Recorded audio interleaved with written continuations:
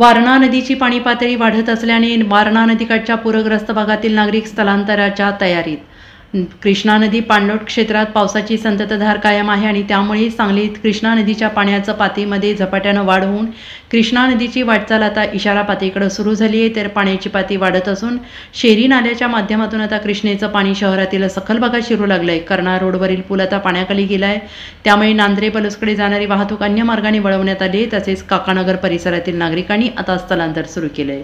2019 2021 आणि आता 2024 सुद्धा महापुरा दिशेने पाण्याची वाटचाल चालली आहे। दरवेळी महाराष्ट्र सरकार हे आलमटीकडे बोट करून कारण दाखवते की पाण्याचा विसर्ग चालू आहे, पाणी सोडलेलं नाही किंवा बाकीच्या गोष्टी। तर महाराष्ट्र सरकारने याबद्दल कुठलंही कठोर पाऊल उचललेलं नाही, स्वतःची कुठलीही अंमलबजावणी, स्वतःची काही उपाययोजना केली नाही। त्यामुळं हा पुराचा जो फटका आहे ते बसतोय। तर महाराष्ट्र सरकारनं स्वतःची काहीतरी उपाययोजना करावी ही या पूर्वबाधित शेतकऱ्यांच्याकडून विनंती आहे। Bureau report SBN Marathi, Sangli.